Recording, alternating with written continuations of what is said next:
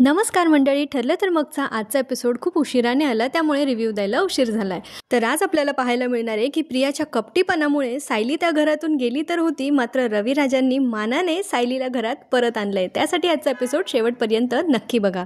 तर कालच्या एपिसोडपर्यंत आपण बघितलं होतं की प्रिया सायलीला खूप इमोशनल ब्लॅकमेल करत होती की जेव्हा जेव्हा मी माझ्या आईच्या जवळ जाण्याचा प्रयत्न करते त्यावेळेला तू आम्हा दोघी मायलेकींच्या मध्ये येतेस आणि त्यामुळे माझी आई माझ्यापासून दूर जाते आणि म्हणून मी माझ्या आईला त्रास देते. यात काही लॉजिक आहे का मित्रांनो, मला सांगा. पण तरी प्रियाचं असं म्हणणं आहे की तिच्या आईला प्रिया जो काही त्रास देते ना, तो त्रास हा सायलीच्या तिच्या जवळीकीमुळे देते.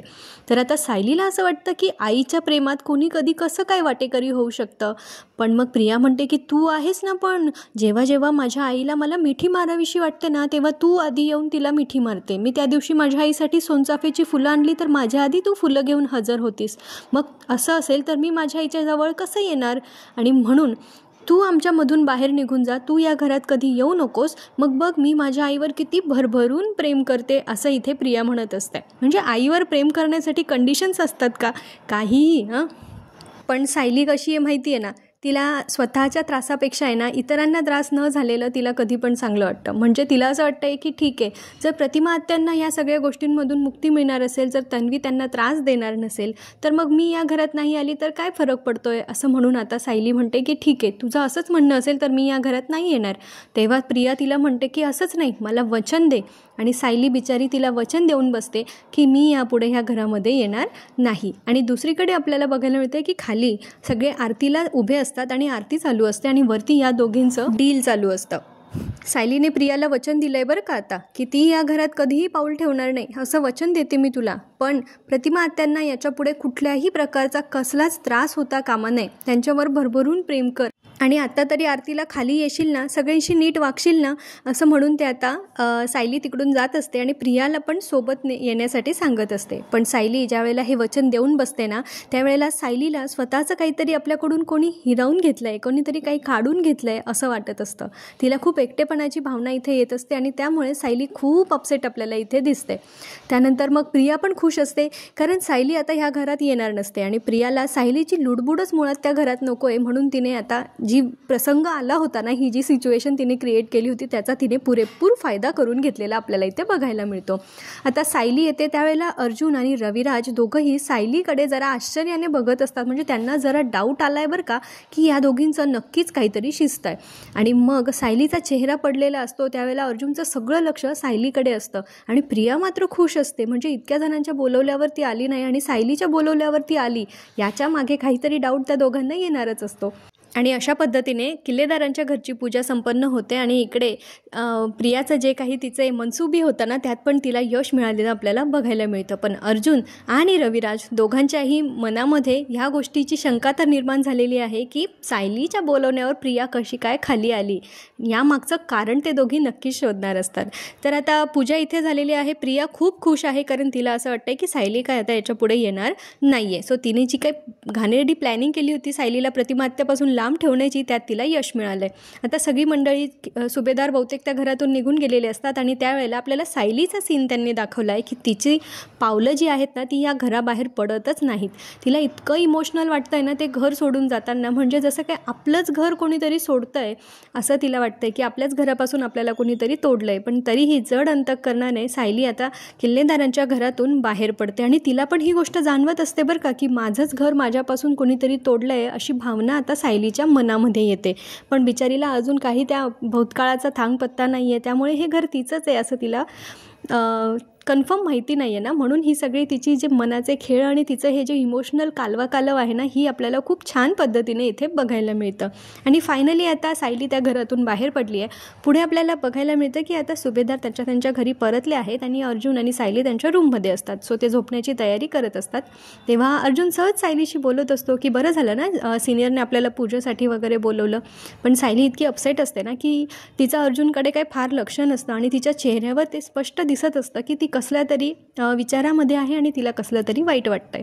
त्यावेळेला अर्जुन म्हणतो की काय झालं, तू जेव्हापासून तन्वीच्या रूममधून आली आहेस ना तेव्हापासून मला तुझ्या चेहऱ्यावर काहीतरी अपसेट असल्यासारखी तू वाटतेस, तर काय झालं आहे सांग बरं मला.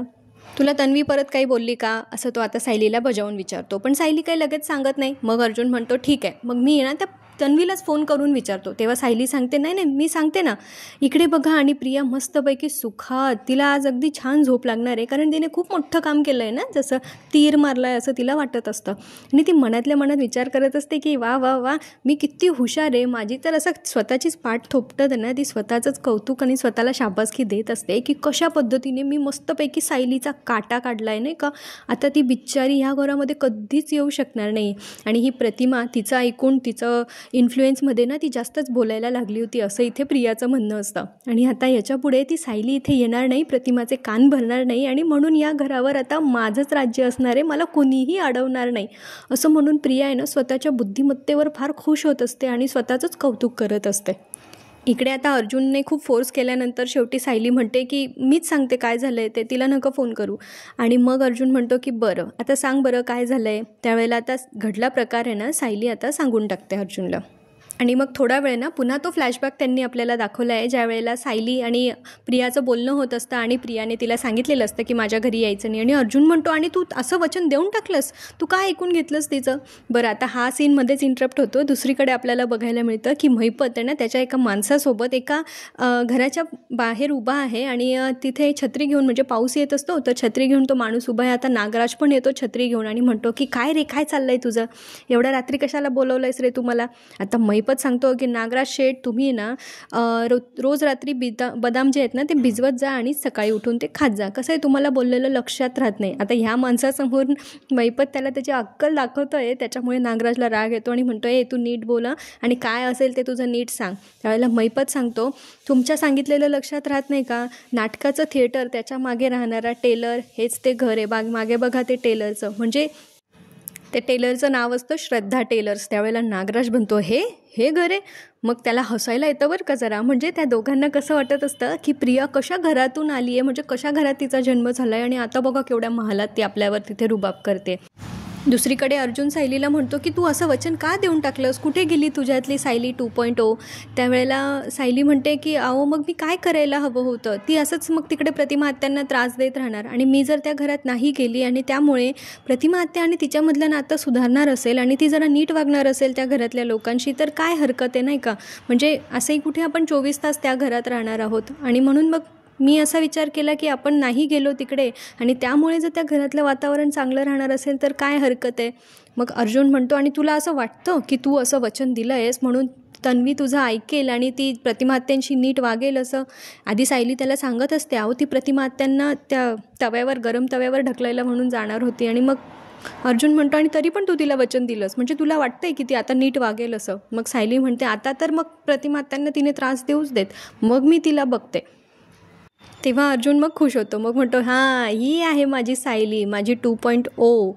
म्हणजे ती तिच्या लोकांसाठी वाटेल ते सॅक्रिफायसेस करू शकते, पण जर तिच्या लोकांना, आपल्या माणसांना कोणी काही बोललं तर मग तिच्यातलं आपल्याला वेगळंच रूप सायली 2.0 बघायला मिळतं.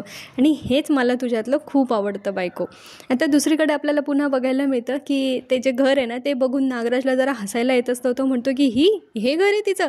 आता त्या महिपत आहे ना त्या माणसाला सांगतो की जा बरं तिकडे आणि ते नक्कीच त्या लोखंडे टेलर्सचं घर आहे का ते एकदा चेक करून ये. आता तो व्यक्ती जातो तिथे आणि आवाज देतो आतमधून, कोणी आहे का. तर त्यांनी घर कसं दाखवलं आहे, बाहेर आतमध्ये त्यांचं घर आहे आणि बाहेर त्यांचा टेलरिंगचा थोडंसं असं दाखवलेलं आहे.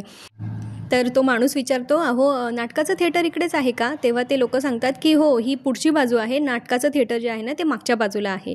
तर तो म्हणतो बरं ठीक आहे. आणि हे दुकान तुमचं आहे का, टेलरिंगचं नाही, म्हणजे कोणी असेल तर सांगायला बरं ना, टेलरिंगचं दुकान जर कोणी विचारलं तर. आता त्यासाठी ना मग हे मिस्टर लोखंडे जे असतात ते म्हणतात, हो आमचंच आहे हे टेलरिंगचं दुकान, आजूबाजूच्या बायका वगैरे सगळ्या माझ्याकडेच ब्लाऊज शिवायला येतात. आणि त्यावेळेला मिसेस लोखंडे पण म्हणतात की हो, आणि पोरीबाळी पण येतात आमच्याकडे ड्रेस शिवायला. तर तो माणूस म्हणतो की बरं ठीक आहे. आता हे जे मिस्टर अँड मिसेस लोखंडे ना, ह्या दोघांमध्ये काही फारसं पटत नाही असं आपल्याला थोडक्यात पहिल्या त्यांच्या या भेटीवरून लक्षात आलं आहे.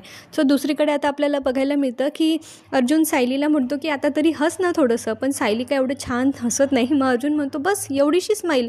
मग सायली म्हणते, मग मी अजून काय करू, कसं हसू, मला असं वाटतं आहे ना की माझ्याच घरापासून कोणीतरी मला तोडून घेतलं आहे, आणि त्याच्यामुळे सायलीला खूप अपसेट झालं आहे असं इथे अर्जुन म्हणत असतो. पण मग सायली म्हणत असते. आणि मग अर्जुन तिला म्हणतो, अगं पण मग तू असा विचार कर ना प्रियाने तुझ्याकडून असं वचन तर नाही घेतलं आहे ना तन्वीने, की तू या घरात यायचं नाहीच, पण मग तू प्रतिमा आत्याशी फोनवर पण बोलायचं नाही किंवा प्रतिमा आत्या आपल्या घरात येऊ शकत नाही. त्यावेळेला मग सायलीला पण क्लिक होतं, नाही असं तर नाही आहे. आता दुसरीकडे आपल्याला परत लोखंडेंकडचा सीन बघायला मिळतो आणि आता हा माणूस सांगत असतो, बरं कोणी असेल तर सांगेल मी. तेव्हा मिस्टर लोखंडे म्हणतात, हो सांगा ना. तेव्हा मिसेस लोखंडे म्हणतात की नाव लक्षात ठेवा हां, श्रद्धा टेलर्स. आणि मग तो माणूस त्यांची नावं विचारून घेतो. त्यावेळेला हे सांगतात की मी सदाशिव लोखंडे आणि त्या ताई काहीतरी लोखंडे, मिसेस लोखंडे नाव सांगतात. दुसरीकडे आपल्याला बघायला मिळतं पुन्हा की सायली बिचारी अजूनही अपसेट आहे. अर्जुन तिला समजवण्याचा प्रयत्न करतो आहे की ठीक आहे ना, तू त्या घरात नाही जाऊ शकत आहे, तर तुला ज्या वेळेला वाटेल त्यावेळेला तू प्रतिमा आत्यांना फोन कर, त्यांच्याशी फोनवर बोलून घे किंवा मग तू प्रतिमा आत्यांना घरी बोलवून घे. तेव्हा सायलीला पण समजतं की हो, अरे आपण असं तर वचन नाही दिलं आहे ना की आपण प्रतिमा आत्यांशी काही बोलणारच नाही किंवा त्यांना आपल्या घरी येऊ देणार नाही. मग अर्जुन म्हणतो, झालं तर मग तुला जेव्हा वाटेल तेव्हा तू प्रतिमा आत्यांना घरी बोलवून घेत जा किंवा त्यांच्याशी फोनवर बोलत जा. पण सायली म्हणते, मला हे सगळं कळतं आहे हो, पण मग तरी पण ना त्या घरात ते जे घर आहे ना रविराज काकांचं, ते मला आता खूप आपलं असं वाटायला लागलं होतं आणि त्यामुळे त्या घरात येऊ नको असं ज्या वेळेला प्रिया म्हटली ना, तर मला असं वाटतं की माझ्याच घरातून कोणीतरी मला बाहेर काढलं आहे. मग अर्जुन म्हणतो, तू आता बाकीचं काहीच विचार करू नको, तुला जेव्हा वाटलं तेव्हा प्रतिमा आत्यांशी बोलून घेत जा. आणि मग तो आता म्हणतो की ह्या सगळ्यामध्ये एक गोष्ट मात्र चांगली आहे की आता प्रियाने तुझं जे गाठोडं फेकून दिलं होतं ना, ते आपल्या हातात आहे आणि ते गाठोडं आता प्रियाला कधीच मिळणार नाही आहे. बरं, प्रिया नंतर गेलीच नाही ते गाठोडं शोधायला, म्हणजे ह्या सगळ्या गडबडीत ती त्या गाठोड्याकडे विसरली असेल बरं का. आता परत दुसरीकडे आपल्याला बघायला मिळतं की त्या माणसाने सगळी चौकशी केली लोखंडेंची, म्हणजे प्रियाच्या घराची. आणि मग तो येऊन महिपतला सांगतो की अहो साहेब, मी केलं तिथे विचारपूस आणि तेच घर आहे, तुम्हाला जे पाहिजे ना ते. तेव्हा महिपत म्हणतो, बघितलं का नागराज शेठ कुठल्या कचऱ्यातून आली आहे ही, आणि आता आपल्याला एवढा शहाणपणा शिकवते तिकडे महालात राहून. आता नागराज म्हणतो, सांगू ना आपण तिला, एक दिवस दाखवूच आपण तिला नक्की. आता महिपत प्रियाचा कधी काटा काढतोय ना, मी तर ह्याच गोष्टीची वाट बघते. तुम्ही पण एक्सायटेड आहात का? मला कमेंट करून नक्की सांगा. आता अर्जुन ना ते गाठोडं जे आहे ते त्याच्या कपाटामध्ये ठेवत असतो आणि त्यावेळेला त्याच्या लक्षात येतं की सायली जेव्हा तन्वीचं गाठोडं बघत होती ना, त्यावेळेला तिला काहीतरी होत होतं, पण आज तिने स्वतःचं, म्हणजे तिचं स्वतःचं आहे असं जे अर्जुनला वाटतंय, ते गाठोडं पाहिल्यानंतर सायलीला काहीच नाही वाटलं. मग अर्जुन म्हणतो की तुझ्या लहानपणीच्या गोष्टी सायली, जेव्हा जेव्हा तू त्याच्याबद्दल विचार करतेस किंवा त्या बघतेस तर तुला किती त्रास होतो. इव्हन तन्वीचं गाठोडं बघताना पण तुला किती त्रास झाला होता आणि आज तुला तसं काहीच नाही वाटलं का? त्यावेळेला सायली म्हणते की हो, मला तसं काही जाणवलं नाही, पण कदाचित आता मी माझंच मन घट्ट केलं आहे म्हणून कदाचित असेल की आता मला काही त्या गोष्टींचा एवढा त्रास होत नसावा. मग अर्जुन म्हणतो, तसं असेल तर बेस्ट आहे, म्हणजे याच्या पुढे आपण जे काही करणार आहोत, म्हणजे जे काही शोध आपण घेणार आहोत, तर त्यावेळेला तू अशी मस्त बेस्ट अशी खमकी असलेली मला जास्त बघायला आवडेल. तर असा अष्टमी नवमीचा यांचा पूर्ण दिवस पार पडलेला आहे आणि आता दसऱ्याचा दिवस उजाडलेला आहे. तर सायली मस्तपैकी त्यांच्या दाराला आंब्याचं, झेंडूच्या फुलांचं तोरण लावलेलं आहे आणि सायली इथे छानपैकी रांगोळी काढण्यासाठी बाहेर येते. ती मस्त अशी रांगोळी काढते आणि रांगोळी काढता ना ती पुन्हा फ्लॅशबॅकमध्ये जाते, म्हणजे तिला लहानपणीची जी तन्वी आहे ना ती आठवायला लागते अचानक. पण हे थोडंसं स्ट्रेंज दाखवलं आहे, म्हणजे लहानपणी आपण कसं दिसायचो आपल्याला माहिती तर असतंच ना, म्हणजे मला तरी आठवतं आहे, तुम्हाला पण आठवतं की नाही मला नक्की सांगा बरं का कमेंटमध्ये. बरं, जाऊ देत. आता सायलीला पुन्हा तेच आठवतं आहे की प्रिया तिला कसं बोलली आणि त्यानंतर मग सायलीने ते वचन दिलं आणि आता ती त्या घरात पुन्हा जाणार नाही आणि म्हणून सायली अपसेट होत असते. आणि पुढच्या क्षणाला तिला परत आठवायला लागतं की बालपणीची जी सायली होती ना छोटीशी, ती अशी जंगलात कुठेतरी फिरते, हे तिला ब्लॅक अँड व्हाईट असं फ्लॅशबॅकमध्ये आठवायला लागतं की त्यावेळेला एक छोटीशी मुलगी अशी जंगलातून फिरते, तिच्या हातामध्ये एक बाहुली आहे. आणि ह्या सगळ्या गोष्टींची जेव्हा सायलीला फ्लॅशबॅक आठवतो त्यावेळेला तिचे हात आहे ना असे थरथरायला लागतात, म्हणजे ती खूप जास्त अशी रेस्टलेस होते, तिला असं कसं तरी होत असतं. आणि मग सायलीचा हात असा थरथरत असतो, तिच्या हातामध्ये रांगोळी असते आणि ती रांगोळी इकडे तिकडे पडत असते, म्हणजे ती अतिशय, म्हणजे त्या रांगोळीच्या याच्यामध्ये झोनमध्ये नसतेच आणि ती पूर्णपणे तिच्या त्या बालपणीच्या आठवणींच्या झोनमध्ये. आणि प्रिया तिला काय बोलली ह्या एक प्रकारची खिचडी सगळी तिच्या त्या डोक्यामध्ये चाललेली असते त्यावेळेला. त्याच वेळेला अर्जुन तिथे अचानक येतो आणि सायलीने काढलेली रांगोळी बघून तिचं कौतुक करतो की किती छान रांगोळी काढली आहे. पण सायली अचानक मग भानावर येते, कारण तिला ते सगळं फ्लॅशबॅक आठवत असतो ना. आणि अर्जुन तिच्याकडे बघतो तर तिचा चेहरा एकदम असा पांढरा फट्ट झालेला असतो, म्हणजे ती खूप झोन आऊट झाल्यासारखी असते आणि तिचा हात थरथरत असतो. आणि दुसरीकडे आपल्याला आणखीन बघायला मिळतं की इकडे ही प्रिया छानपैकी माझात तिच्या पलंगावर बसली आहे, सगळा पसारा आजूबाजू करून घेतला आहे ते ब्लँकेट आणि पांघरुणाचा. आणि हे काही प्रतिमा त्यांना आवडत नाही. ते आलं, तिला कॉफी घेऊन येतात बसतात एकतर आयती आणि मग ती कॉफी ठेवतात आणि मग ते बघत असतात. आणि त्यांना असं वाटतं की काय हिला बोलायचं आहे आता परत, म्हणून ते स्वतःच ना ते ब्लँकेटची घडी घालायला लागतात. तर ही महामायावरून त्याच्यावरून अजून पाय ठेवते, म्हणून मग त्या बोलतात की पाय तिकडे घे तन्वी. आता ती अजून तोऱ्यात त्यांना सांगते की हां असा ठेव तसा ठेव, कसा ठेव मी पाय, नाही तू सांग ना मला.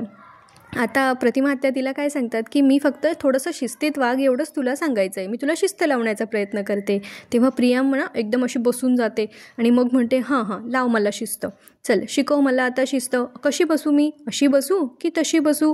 म्हणजे किती संताप देण्याचं काम करते ना समोरच्याला. आणि नंतर मग म्हणते आई आता मी श्वास घेते, घेऊ का असा श्वास, अशी बसू का मी सरळ की अशी, आणि मग तिरकस पाय करून वगैरे असं दाखवते की अशी बसू. म्हणजे किती त्रास देते ही तिच्या आईला. पुढे आपल्याला अर्जुनचा सीन कंटिन्यू बघायला मिळतो. तो सायलीला म्हणतो की बायको अगं काय झालं, तुला किती घाम आला आहे आणि तुझा हात पण थरथरतोय, काय झालं आहे.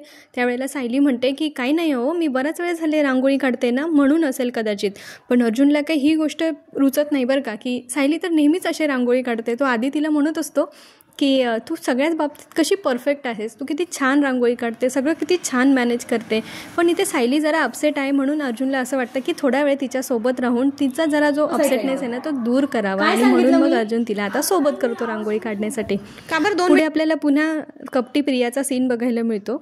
तर ती इकडे ना अजून जास्त तिच्या आईला चिडवत म्हणत असते की आई मी आता श्वास घेते, घेऊ ना मी श्वास, बरोबर घेते ना की काही चुकतंय माझं. म्हणजे बापरे किती त्रास. आणि त्याच वेळेला बरं होतं ते इथे आपल्या प्रेक्षकांच्या मनासारखं होतं. ते म्हणजे रविराज येतात आणि जरा हिचं हे रूप बघतात समोर. आता प्रतिमा आत्या तिला म्हणतात की तुझ्याशी काही बोलण्यात ना काही अर्थच नाही आणि तुला काही शिकवण्यात पण काही अर्थ नाही आहे. त्यावेळेला प्रिया म्हणते की बरं झालं तुला लवकर समजलं.